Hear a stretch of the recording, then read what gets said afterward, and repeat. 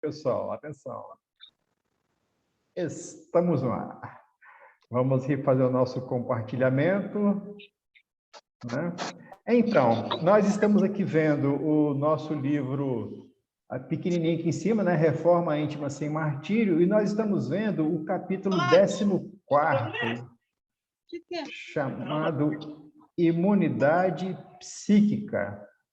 E a Hermance, todo o início de capítulo, ela se utiliza, né, de um trecho de algum livro de Kardec, no caso aqui do Evangelho segundo o Espiritismo, lá no capítulo 28, item 9. Esse capítulo 28 é aquele capítulo das preces espíritas. Lembram disso? Então, nesse caso aqui, é prece pelo médium. Allan Kardec, então, ele faz uma coletânea de preces e aí ele aborda, inclusive, a necessidade, né, de orarmos pelos médiuns. Só que antes de começar a fazer a prece, Kardec ele faz uma explicação com a análise, né, com a ótica espírita, para que a gente possa, assim, se situar melhor. E aí a Hermance, ela extrai desse texto de Kardec 2 parágrafos que são esses daqui, ó. O médium que queira gozar sempre da assistência dos bons espíritos tem de trabalhar para melhorar-se. Esse aqui fomos nós que sublinhamos, né? E curiosamente, não curiosamente, né, mas coincidentemente, ainda hoje, pela manhã, nas nossas leituras iniciais do dia, a gente observava o Emmanuel nos alertando exatamente sobre isso, né? Sobre o desejo que nós externamos quase que, né, habitualmente, de estar com Jesus, de receber a assistência do Mestre, de nos sentirmos, né, agraciados, protegidos, amparados, iluminados pelo Mestre, e isso é realmente muito, muito bom, muito importante. Só que Emmanuel, ele aborda exatamente essa questão aí também, né? Quantas vezes o nosso desejo, ele está completamente dissociado da nossa atitude. Então, manifestar um desejo e não associar a esse desejo o comportamento é quase que uma inutilidade, né? É uma infantilidade da nossa parte, porque nós não conseguimos ainda compreender que para estar junto com os bons, para estar junto com os iluminados, para estar junto com os fraternos, com os caridosos, nós temos que aprender, pelo menos por nos esforçarmos para ser algo parecido. É assim que funciona, né? Quando você pega num copo com água e você coloca um pouco de óleo, né, azeite, o que acontece? Fica aquela gota separada do restante, né? Você pode até bater no liquidificador, mas quando você para de bater e deixa um tempo, o que acontece? A separação volta. Então, muitas vezes, a nossa atitude diante do bem, às vezes é uma gota de óleo no meio da água, né? Nós queremos, nós manifestamos, mas nós não nos tornamos parecidos e, por isso, nós não conseguimos nos, digamos assim, justapor àquela influência. Nesse contexto ainda de querer, tem que trabalhar para se melhorar, porque quem quer realmente ter assistência espiritual tem que fazer isso, Emmanuel lembra que a misericórdia divina, a providência divina, isso também numa outra leitura, né? Ela se assemelha ao sol, que nasce para todos, não é? Então, a providência divina, o benefício divino, né? Essa questão toda é como o sol, nasce para todos. Todos têm a possibilidade de receber o sol. Mas aí Emmanuel aborda exatamente nessa questão também do ter que fazer algo de si, né? Ele fala, mas para isso, se você, quando vê o sol, você vai para dentro de uma caverna, para dentro da escuridão, como que você vai ver o sol? Como que você vai receber o benefício do sol? não é assim? Então, o processo é sempre esse. A criatura que somos todos nós, os filhos de Deus, se nós queremos realmente receber a assistência, a proteção, a proximidade dos bons espíritos, nós temos que fazer a nossa parte de nos tornarmos melhores, né? E aí, na sequência, no outro trecho, a irmã se aborda exatamente isso aqui, olha. O médium que compreende seu dever, longe de se orgulhar de uma faculdade que não lhe pertence, visto que pode lhe ser retirada, atribui a Deus as boas coisas que obtém. Então, é o exercício de compreensão do que seja a mediunidade, porque aqui no contexto está tratando exatamente disso, né? Na semana passada, nós lemos esse trecho aqui e paramos aqui onde está no azulzinho, né? Então, só para a gente ter uma noção do que aconteceu, a irmã se vai narrar para nós um trabalho de assistência a um médium encarnado. E aí eles saem lá do Hospital Esperança, no plano espiritual, e vão se dirigir ao plano material, onde nós atualmente estamos estagiando, né, no nosso aprendizado particular, e acompanhada de uma equipe de jovens que também estão fazendo esse trabalho pela primeira vez. Então, esse é o contexto, né? E aí ela explica que o objetivo era se aproximar, né, uma providência em favor de Cesário, é um dedicado médium da Seara Espírita, que tem apresentado valores de trabalho no bem e, exatamente por conta disso, ele acaba sofrendo investidas espirituais que o perseguem. Essa questão aqui, pessoal, ela é essencial para o nosso entendimento. Toda vez que qualquer um de nós começar a fazer um trabalho por se melhorar, não precisa ser médium, não. Apesar de Kardec falar que todos somos médiuns, né, e explicar claramente isso está no livro dos médiuns, o que tudo isso significa, a noção básica é, toda vez que nós começarmos a desenvolver alguma atividade no bem, vão acontecer daqueles que não querem o bem fazer algo no sentido de criar um obstáculo para nós. E aí, a espiritualidade, então, está se dirigindo para o plano material em busca, né, de contato com o nosso cesário. Aproximamos, então agora nós vamos continuar com a leitura, né,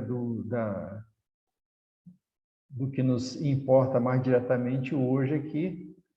Deixa eu só ver se eu consigo tirar isso aqui. Tá bom assim o tamanho da leitura? Vocês conseguem ler aí bem, nesse tamanho? Então, assim faz a irmã, vai explicando, né? Aproximamo-nos do médium, oferecendo-lhe liberdade aos jovens componentes da equipe. A cena era muito educativa. Então, já junto do médium, né? Cesário estava preparando-se para as atividades do dia em seu lar, através da oração. No entanto, à porta da sua residência, uma chusma, né? Uma quantidade, né? Um grupo de almas postavam-se em atenciosa expectativa. Percebemos nítido halo magnético provindo das dependências da sua casa, abrangendo larga faixa de espaço até a vizinhança, impedindo a entrada daqueles que certamente estavam à espreita da oportunidade para alguma iniciativa infeliz. Então, o que acontece? Ele está na casa dele, em oração, se preparando para a sua atividade, mas olha só, ele vai sair da sua casa. É bem claro isso. Ele não vai realizar a atividade espírita na sua residência. Ele está saindo, né? Aí a dona Modesta, que é a mentora do grupo que está fazendo esse trabalho, né, faz um sinal ao irmão Ferreira, experiente companheiro dos serviços de defesa, porque no plano espiritual existem serviços de defesa espiritual, e vimos toda a sua equipe em atitudes que bem recordavam os momentos que antecedem os combates da terra. Então, os espíritos habituados às atividades específicas de defesa espiritual se preparando, e ela fala aqui, né, que bem recordam os combates na Terra. Quem já viu esses filmes aí de época e tudo mais vai lembrar muito disso, né? Todo mundo começa a ficar muito atenso, muito concentrado, né? Todo mundo armado, aquelas coisas medievais, então, né? Aquelas armaduras, aquelas coisas todas. Então, esses que iam fazer esse trabalho de defesa é exatamente, né, esse grupo. Com todas as diferenças imagináveis, né, sobre um aspecto desse. Não portam armas, não portam armaduras, não são agressivos, não são do mal, não vão machucar ninguém, são experientes espíritos que lidam muito com essa questão. E aí, né, que a gente sempre lembra disso, essas atitudes, elas exigem muita concentração mental. Então, para qualquer evento que nós vamos realizar em termos espirituais, a concentração ela é fundamental. Aquilo que aqui na atualidade da Terra chama-se foco, né?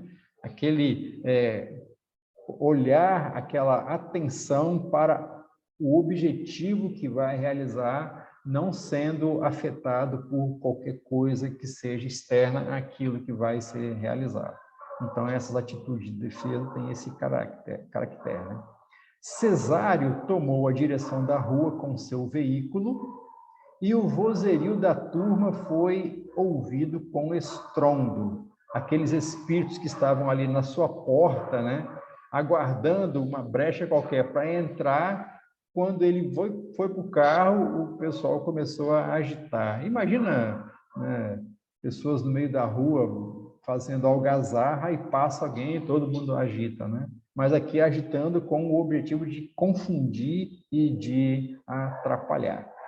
Dona Modesta, na condição de condutora, na verdade, né, que é condição de condutora, pediu-nos a prece e o fizemos com emoção. Por quê? Porque a prece é a atitude mais consistente que qualquer um de nós pode ter em qualquer circunstância para que nós possamos nos fortalecer, nos equilibrar, nos tornar mais próximos das ligações espirituais superiores e daí poder realizar alguma atividade. E sempre bem lembrando, né, fazer prece não é repetir palavras, não é isso? Fazer prece não é alongar-se demais, a prece é uma conexão de sentimento, né, do coração de quem fala para o coração de quem recebe a direção. O mestre, os espíritos superiores, Deus, né?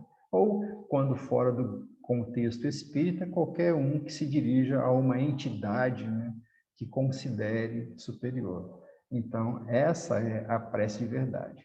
E aí, continua a Hermance, né, que foi ela que fez a prece aqui. Após a oração, a visão espiritual de todos nós aguçou-se e constatamos, ao lado do médium, a sua amorosa benfeitora envolvendo em doçurosa paz. Então, até antes da oração, as pessoas não tinham ainda, digamos assim, azeitado, né? Não tinham assim, ajustado ainda a percepção espiritual para observar o que estava acontecendo ao redor do médium. E aí, como ela falou, né, depois da prece sentida, né, começou a perceber a benfeitora ao lado dele. Um anel magnético muito luminoso, em cores violetas prateadas, acomodava-se sobre a cabeça de Cesário, como se fosse uma boina com a parte superior aberta. Vocês conseguem imaginar isso? Então, ela viu um anel luminoso, né, como se fosse uma boina, né, daqueles chapéus assim, aberto com a parte superior aberta. E isso aí era de luz, né, um magnetismo iluminado, violeta prateado. Constatávamos que petardos de matéria enfermiça eram atirados sobre o servidor, mas eram dissolvidos integralmente por alguma força especial que partia desse anel. Então, lembra lá qual que é o título da nossa lição de hoje? Imunidade psíquica. Então, nós estamos vendo aqui, num contexto físico, do mundo material, como que a espiritualidade superior, a espiritualidade do bem, faz o seu trabalho e como o encarnado, quando está realmente dedicado à tarefa do bem, recebe esta proteção. Repetindo mais uma vez, né, aquela afirmativa de Kardec. Quando o médium quer proteção espiritual, ele tem que trabalhar por melhorar-se. E aí, esses petardos de matéria enfermiça são exatamente os pensamentos, né, as emoções, as intenções negativas daqueles que estavam perseguindo o cesário para evitar que o trabalho no bem que ele estava realizando fosse concretizado mais uma vez. Todos nós emitimos pensamentos na direção uns dos outros, viu, pessoal? Isso é bom a gente sempre ter essa informação conosco. André Luiz, inclusive, num dos livros que ele trouxe para nós, através do Chico, ele fala que nós nos alimentamos uns dos outros. As energias psíquicas que nós temos, quando nós envolvemos outras pessoas no nosso pensamento, na nossa emoção, no nosso sentimento, nós estamos enviando na direção dessa pessoa as nossas energias. Se as nossas energias elas são caracterizadas como energias de bons pensamentos, de boas vibrações, energias iluminadas realmente, imagina o bem que essa pessoa está auferindo, está recebendo de nossa parte. Quando esses pensamentos, essas energias são dotadas do nosso interesse pessoal mais mesquinho e egoísta, imaginemos que tipo de energia nós estamos emitindo na direção dessas pessoas. E aí, como bem lembram os espíritos, né, nós acabamos por emitir e por receber também essas emissões. E aí, o que é que faz com que nós consigamos ter essa imunidade psíquica? Exatamente esse tipo de esforço continuado no bem. Fora disso, nós ficamos expostos continuamente a esses maus pensamentos, a esses maus procedimentos vindos na nossa direção, muitas vezes por provocação do nosso mesmo jeito de ser, de pensar, de agir, de falar, de nos comportarmos. Infelizmente, é assim que funciona. Então, o processo de autoconhecimento, o processo de autoeducação que cada um de nós consiga fazer, vai nos auxiliar, inclusive, para que a gente possa perceber exatamente isso, né? Que tipo de energia nós estamos despendendo, né? Emitindo na direção dos outros, e que tipo de energia o nosso psiquismo, a nossa mente também tem absorvido dos outros. Lembremos-nos sempre, sempre, não são as nossas palavras, não são a manifestação dos nossos desejos que criam a qualidade do que nós emitimos ou do que nós recebemos, mas sim são o que é que está no fundo, né, do nosso coração. Onde está o nosso tesouro? Né? Lembra de Jesus? porque onde estiver o seu tesouro, aí está o seu coração. Então, se o nosso tesouro ele é moldado nos interesses do bem, quando o nosso coração vibra no bem, as energias que nós emitimos são das melhores possíveis, né? E aí, a nossa querida irmã se continua relatando para nós. Os jovens, aqueles que estavam acompanhando a tarefa, né, curiosos, mas vigilantes nos serviços de apoio, olhavam para mim como a rogar orientação para a hora que se pronunciava como portadora de gravidade. Realmente, imagina você, imaginemos nós, em desencarnando e acompanhando isso aqui na Terra pela primeira vez, observar essas cargas de energia, essas descargas de energia e essa aniquilação energética simbolizando essa proteção toda. Quanta de curiosidade talvez a gente não estivesse pronto, né? Então, ela fala para nós, observamos então que o trabalhador da mediunidade, o nosso cesário, né, o médium encarnado, tão logo dispôs de alguns momentos, estacionou seu automóvel em razão de súbito mal-estar mental. Sentia pelos canais medianímicos que algo não estava bem. Então, imagina, está dirigindo o seu carro, você começa a sentir alguma coisa e médium treinado, médium experiente, sabe que alguma coisa de diferente está acontecendo e não é um mal-estar físico, né? Recorreu à prece e percebeu que estava sendo alvo de um ataque dos adversários do amor. Então, ele, como médium, percebeu o que estava acontecendo. O que ele fez? Tomou, então, a iniciativa de criar um laço consistente com sua mentora, estabelecendo um clima de segurança. Buscou a leitura refazente e orou com carinho pelos que lhe atacavam, pedindo a Jesus pelo bem de todos eles. Esse contexto é o contexto cristão por excelência, né? Lembra lá, mais uma vez, o mestre nos orientando, né? Lá no Sermão do Monte, ele fala assim, né? Amai os vossos inimigos. Isso aí a gente, ao longo do tempo, vai aprender a fazer ainda dentro do contexto espírita, né? E Kardec é muito claro quando ele deixa, né, para nós a explicação. Amar o inimigo não é ter por esse inimigo o mesmo tipo de transporte de afeição que você tem por um amigo. Não é nada disso. Você não vai amar o inimigo desse jeito, né? Mas é não desejar a ele o mal, é desejar a ele o bem, né? Esse é o contexto. Não é ficar infeliz porque o seu inimigo está feliz, mas é deixar que ele flua na vida dele com todo equilíbrio, com toda paz, com toda tranquilidade. Isso é amar o inimigo. Mas na sequência, o mestre fala exatamente isso aqui, né? Orai por aqueles que vos caluniam e vos perseguem.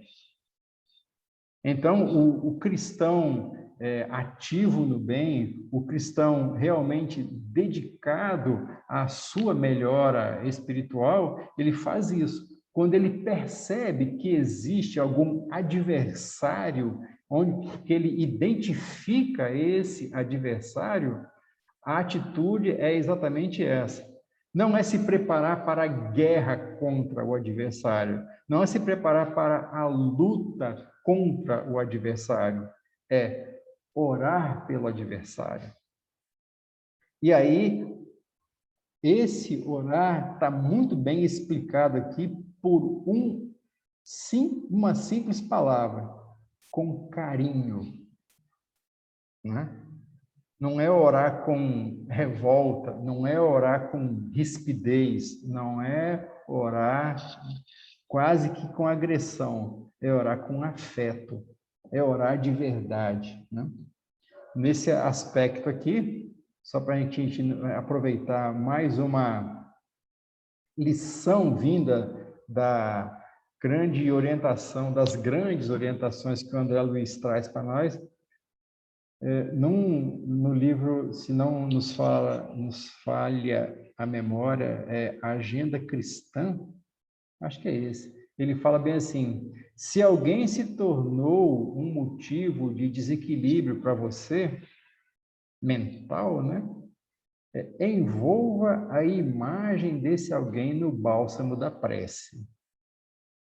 Significando aí que, nesse caso específico, essa aplicação, né? Você percebe o adversário, você envolve o adversário na prece. Mas naquela prece verdadeira mesmo, aquela prece de amor, como a irmã está falando, na prece de carinho, de envolvimento afetuoso mesmo, na direção daquelas criaturas. E rogando ao Mestre que os abençoe e os ilumine de verdade, né? Isso só a gente consegue realizar quando a compreensão espírita ela começa a ser interiorizada no nosso próprio modo de ser. Porque nós vamos enxergar esses adversários, no caso aqui específico, adversários da luz, né? Não é o nosso caso, que nós não somos luz ainda, então os nossos adversários muitas vezes não são adversários da luz, são nossos adversários mesmo, né? Pessoais às vezes.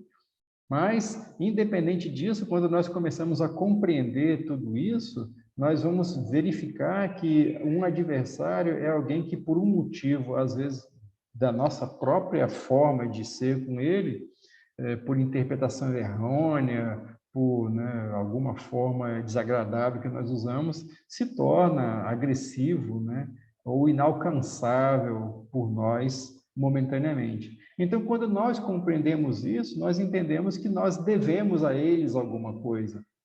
E o que nós devemos a eles não é a nossa irritação, nem a nossa revolta, né, nem a nossa agressão, mas exatamente isso, né?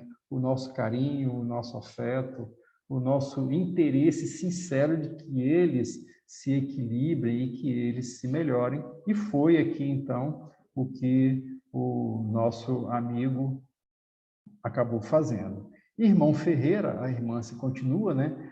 Com sua equipe de colaboradores, utilizava-se de recursos eficazes de proteção. Reparamos rapidamente, né? Constatamos que a cilada foi frustrada e todos nos reuníamos a Dona Modesta para agradecer a Deus e aprender um pouco mais. Então, o que aconteceu aqui? A gente viu que momentaneamente, olha só, hein?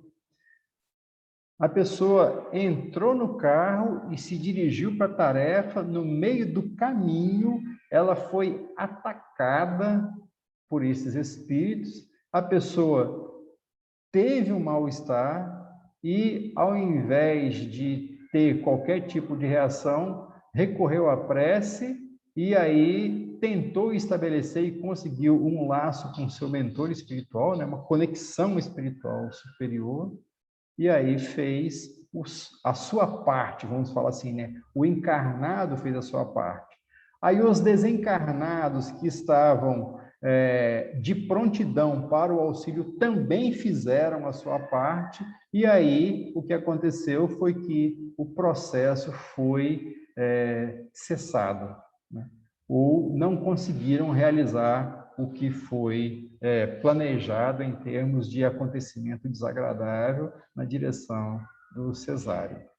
Assim que foram encerradas as atividades, a devotada servidora do Cristo colocou-se à disposição dos jovens aprendizes para oportunas indagações.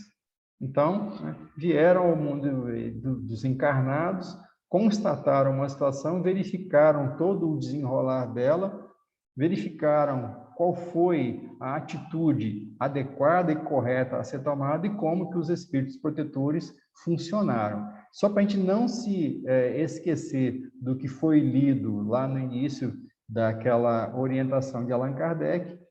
Então, esse médium que queria a proteção espiritual, o que ele estava fazendo o tempo todo? Procurou melhorar-se. Então, procurando se tornar melhor, ele foi naturalmente envolvido por aquelas energias que eram adequadas ao seu esforço. Quantas vezes, né, nós, no nosso dia a dia, nos dirigimos a Deus, a Jesus, aos benfeitores espirituais, procurando isso, né, essa proteção. Entretanto, muitas vezes nós não temos o domínio de nós mesmos, nós não construímos a nossa estrutura mental de base, né, o que dá suporte ao nosso ser espiritual de uma forma muito consistente.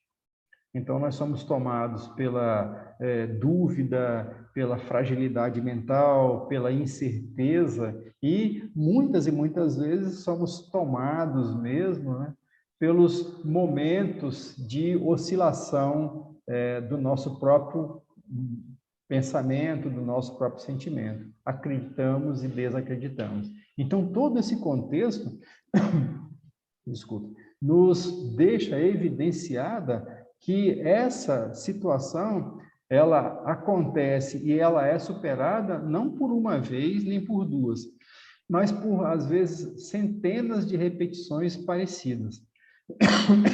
Desculpe.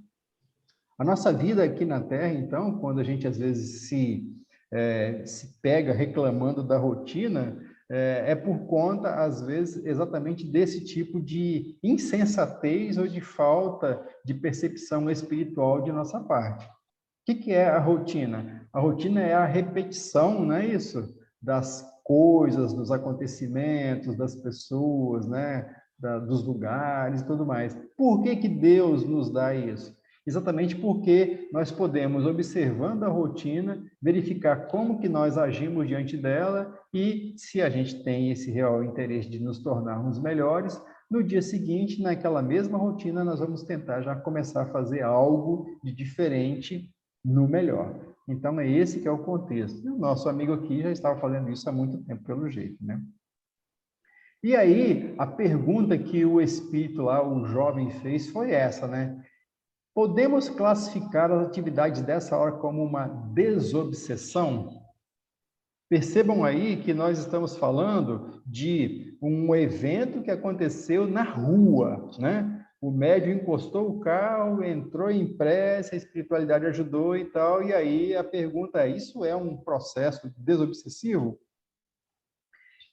E aí a resposta é, certamente. Podemos dizer que é um gênero específico de obsessão. Então, agora aqui a nossa querida Maria Modesto Cravo vai explicar para nós, né? Comumente, encontramos 3 tipos de almas nos capítulos da obsessão. Então, vamos falar assim, tem 3 tipos de obsessores, né? Primeiro, os nossos credores de outros tempos. Então, isso aí é fatal, né? Lá nos passados de séculos ou de milênios, nós não éramos flor que se cheirasse muito e causamos estragos na vida de pessoas que, algumas delas não conseguindo nos perdoar, se declararam nossos inimigos e começaram, então, a querer a desforra, né? Ou a vingança. Então, perdemos o nosso tempo causando o estrago e esses espíritos perdem o tempo deles querendo desforra. Então, aqui nós estamos diante dos nossos credores de outros tempos, né? São pessoas encarnadas ou desencarnadas, às quais nós temos um saldo devedor, nós temos algo a pagar. Então, esse é um tipo de alma, né, ou de espírito, que possivelmente, às vezes, passa pela nossa vida inteira desencarnado, né, afetando a nossa vida continuamente. São nossos credores do passado, por falha e responsabilidade somente nossa, né? Tem também outro tipo de obsessor, os oportunistas que criam vínculos pela invigilância humana. Então, imaginemos as nossas...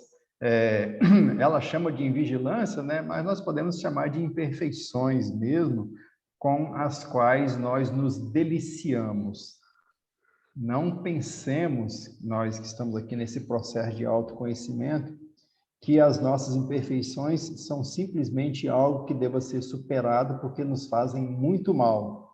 Realmente tem que ser superado porque nos fazem muito mal. Mas, na sequência, muitas delas, elas apresentam uma dificuldade maior de serem superadas porque nós gostamos delas. Esses vícios que nós trazemos na nossa existência, seja um vício de bebida, seja um vício de dinheiro, seja vício de beleza, seja vício de sexo, seja vício de poder, seja vício de reclamar, seja vício de se sentir coitadinho, seja vício, sabe como é que é? A gama de imperfeições nossas são muito grandes. E algumas dessas nós gostamos de cultivar, pessoal. E aí, quando nós gostamos de cultivar, o que acontece? Nós mentalmente convidamos espíritos que são daquele tipo de comportamento e eles vêm para junto de nós. Não quer dizer que sejam inimigos do passado, quer dizer que são pessoas, às vezes, espíritos estranhos a nós, mas que querem o mesmo que nós queremos. Cultivam as mesmas imperfeições que nós cultivamos. Por comparação, né? A gente costuma dizer, se você vai na praia, você vai encontrar na praia, na sua quase totalidade, quem? Pessoas que gostam de praia, não é assim? Não quer dizer que sejam amigos, que sejam pessoas de outras vidas, são pessoas que gostam de praia. Se você vai para o campo, você vai encontrar pessoas que gostam do campo. Então, o que a gente está querendo dizer com isso? Que mentalmente, aonde, vamos voltar à figura evangélica, né? Aonde está o seu tesouro? Aonde está o seu interesse? Aonde estão as suas maiores ocupações, preocupações? Aonde isso se encontra, você se encontra ali. E você vai encontrar nesse contexto espiritual aqueles espíritos que têm os mesmos sonhos, as mesmas preocupações, os mesmos interesses, os mesmos objetivos. Perceberam? Então, esses aí, a nossa querida Maria Modesto Cravo chama de oportunistas que criam vínculos conosco. E esses vínculos não são tão... Desculpa, estou engasgando aqui à toa. Esses vínculos, eles não são simplesmente vínculos simples de serem rompidos, porque estão relacionados aos nossos interesses pessoais obscuros, às vezes. Percebem? Então, como é que a gente rompe isso? Quando a gente romper com os nossos próprios interesses. Fora disso, a gente vai permanecer com essas criaturas próximas de nós. Imaginemos, só por um exemplo, uma pessoa que gosta, que costuma reclamar continuamente de quase qualquer coisa. Essa criatura, pela sua forma de ser, por essa invigilância humana de reclamação, ela vai atrair para ela espíritos que também reclamam, pessoal. É assim que funciona. As energias, elas vão se juntando e se fortalecendo. Aí imaginemos que essa criatura encarnada, ela chegue à conclusão que ela tem que parar com isso, porque ela descobre que há obsessores que estão aí junto com ela por conta desse processo de invigilância. Qual é a forma? É ela parar de reclamar. Só que para ela parar de reclamar, quanto esforço íntimo ela vai ter que fazer porque ela nunca fez antes, percebe? Então, esse processo de aproximação, às vezes, acontece vagarosamente, mas para ele se separar também é bem vagarosamente, de acordo com a autoaplicação que a gente consiga fazer de nos modificarmos para melhor, perceberam? E, por fim, há como obsessores os declarados adversários do bem. Esses daí não são inimigos pessoais nossos, nem são vínculos das nossas invigilâncias. São aqueles que detestam o bem e acabou, e ponto final. Então, esses aí são, talvez, né, podemos imaginar dessa forma, são os mais ferozes, são os mais resistentes, porque não é a nossa forma de agir que vai modificá-los, não é a nossa reforma íntima que vai modificá-los. Porque se nós estamos no processo de reforma íntima, estamos no processo de melhoria, e eles são adversários da melhoria. Eles não são adversários pessoais de uma pessoa ou de outra, eles são adversários da luz.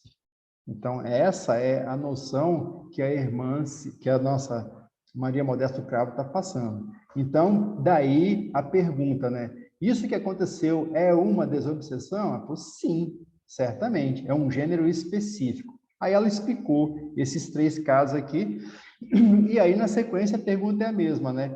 Em que caso enquadram-se os agressores de Cesário?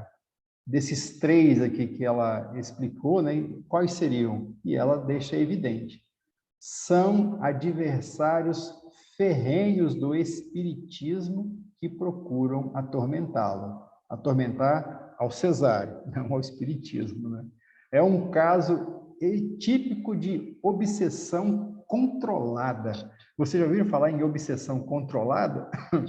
Eu nunca tinha ouvido, não, mas agora aqui estamos ouvindo isso, né?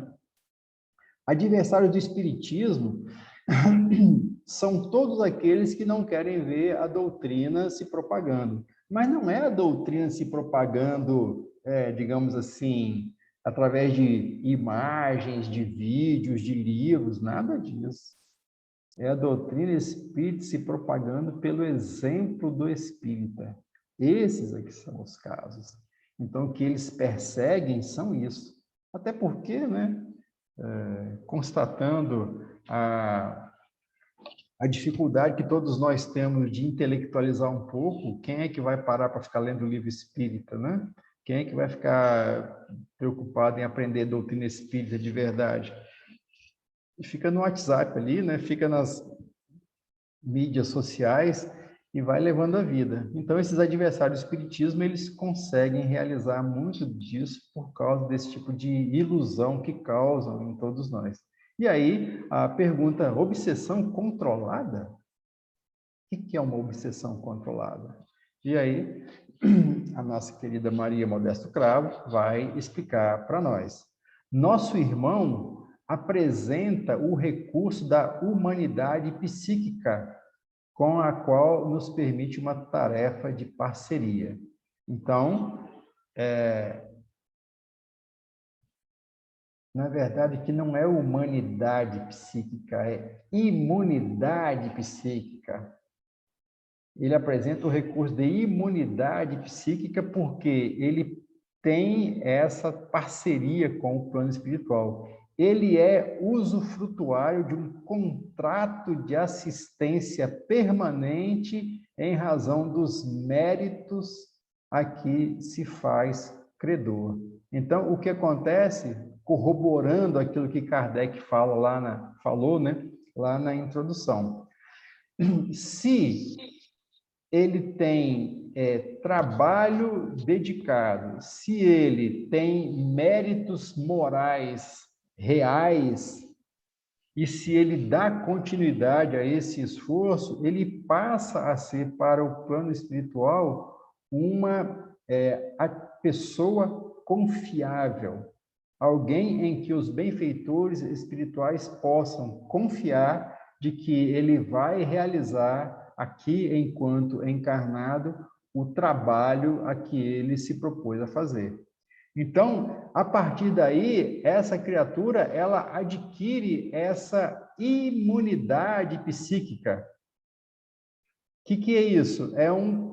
Como ela fala aqui, né? É um contrato de assistência, ou seja, o encarnado, ele dá o seu esforço continuado no bem, e os benfeitores dão a ele uma assistência específica para que ele possa realizar com um pouco mais de desembaraço, não sem os óbices que a gente acabou verificando aqui, a tarefa que ele tem que realizar, né? Então, o que acontece é que, nesse contexto, isso é que se chama de imunidade psíquica. Então, seria a contrapartida espiritual pelo trabalho que o encarnado está realizando de se tornar realmente melhor, né? Aí ela continua aqui, ó. Enquanto Sérgio interrogava, os demais amigos mal continham sua ânsia de saber. Prenunciando a curiosidade de todos, o coração do querido Pedro Elvésio, que acompanhava a tarefa, dirigiu a palavra à nossa instrutora, buscando sintetizar a questão. Dona Modesta, Dona Maria Modesta, né? Explique-nos por caridade aquele anel luminoso na cabeça de Cesário. E aí ela vai explicar para nós, eu estou olhando aqui no relógio já, pessoal, que é 20h52. Eu só vou ler esse parágrafo aqui, porque aí depois a gente pega e finaliza com explicações outras, né? Então ela fala, aquele anel luminoso é uma criação de almas superiores em favor da obra do bem que todos, pouco a pouco, estamos construindo na Terra. Lembra aquela boina, aquela luz que era um chapéu invertido, aberto, né? Chama-se imunizador psíquico, composto de material rarefeito, mas de alta potência irradiadora de ondas mentais de curta frequência, é um aparelho de defesa mental que concede ao médium melhores recursos no desempenho de sua função.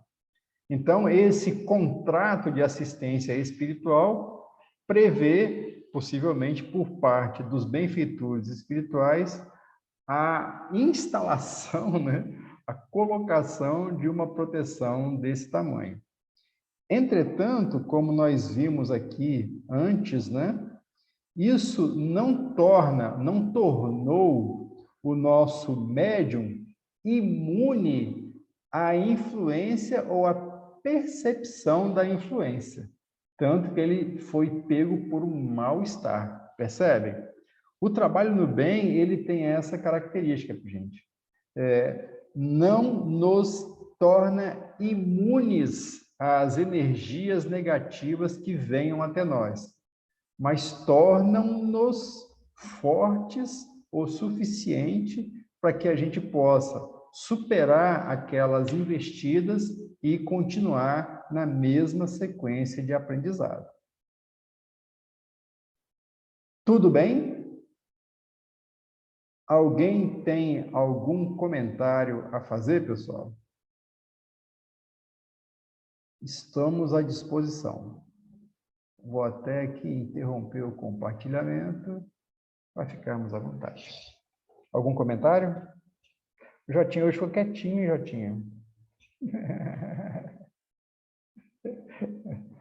Para vocês terem uma ideia de como é que essa coisa funciona, né? Dizem que sempre, né, o melhor exemplo, na nossa modesta opinião, é sempre o que acontece, o que aconteceu com o Chico Xavier. E a gente contou aqui, eu acho que foi na semana passada, sobre aquela questão do espírito obsessor que ficou com ele durante 2 anos, né? Tentando atrapalhá-lo de todas as formas. Então, isso é bem um exemplo do que acontece com aquele que está realmente se dedicando ao autoaprimoramento e ao trabalho no bem. A pessoa se torna alvo desses inimigos declarados da doutrina espírita. E o que o Chico fez? Ele simplesmente continuou trabalhando, amando, servindo em nome de Jesus durante aquele tempo todo, a tal ponto que o espírito se cansou. Isso é uma demonstração de como que a dedicação continuada, perseverante, né, fiel, especialmente fiel ao Evangelho, acaba dando ao que assim consegue se construir essa força moral de suportação e, naturalmente, de transcendência sobre esse tipo de interferência. Mas não que ele não sentisse. Isso aqui eu acho que é muito bom a gente sempre lembrar disso, pessoal. Nós sempre sentiremos as investidas. Nós sempre sentiremos os reflexos mentais.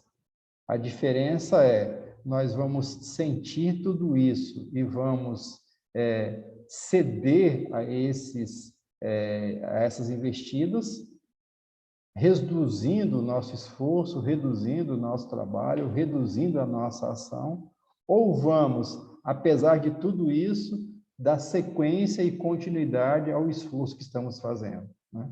Qual é o tipo de persistência espiritual que nós temos? Esse é o contexto geral.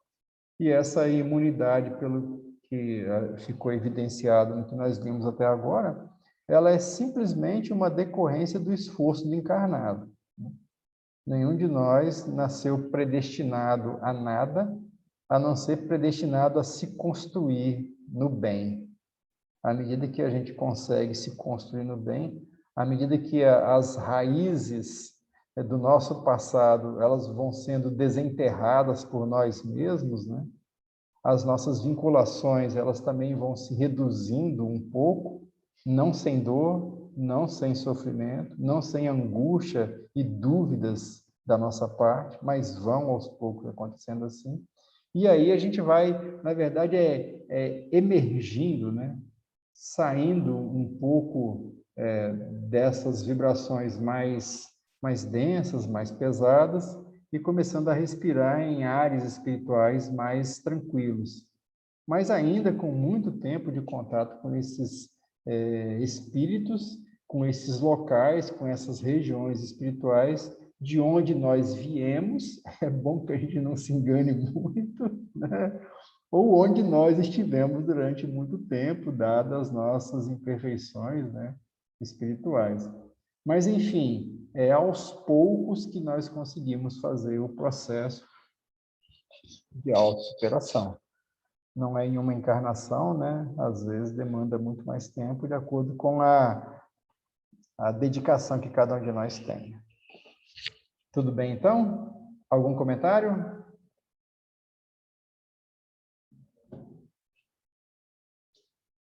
Nenhum comentário?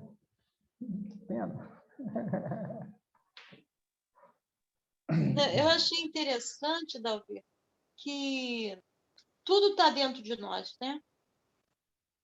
Tudo é uma construção nossa. E cada diversidade que nós nos encontramos é um particular de cada um, como vai reagir a cada situação, né? Então, é importante a gente se brindar na doutrina, né? Para a gente poder passar por tudo isso sem grandes consequências. E saber que tem um Deus maior que nos cuida e que tudo é passageiro, né? É verdade. Tudo é No instante. passageiro, dependendo da nossa dedicação em fazer isso passar. Verdade. Mais uma vez aquele contexto, né, Sônia, de que o que a nossa boca fala e o que a nossa atitude faz, né? Tá, isso, A, verdade. a gente às vezes fala uma coisa, né? Como os espíritos lá no livro dos espíritos falam, né? Quantos dizem quero, mas ficam muito felizes se não acontecer conforme querem, né? Esse é o tipo de contexto que nós estamos muito ligados ainda, né? Por convenção mesmo humana, por algum tipo de repetição do passado que a gente ainda carrega em nós mesmos, né? Ficar nesse conceito de eu quero melhorar. Mas, olha, se eu não melhorar, tá bom também, porque eu estou muito bem aqui, então nada de muito difícil também para mim, né? Então, assim, esses que são os problemas, né? Da gente viver como vive, sofrer como sofre e não perceber que a mudança, como você bem lembrou aí, é íntima, né? Eu tenho que me modificar de alguma forma e para isso eu tenho que abandonar a mim mesmo em algumas coisas, né? Alguns hábitos, alguns pensamentos, algumas rotinas, né? Que eu identifico que me são prejudiciais e eu preciso, de alguma forma, de criar força íntima, né, para poder aos poucos superar. Mas é exatamente dessa forma que você falou, né? É nós e Deus. Isso é verdade.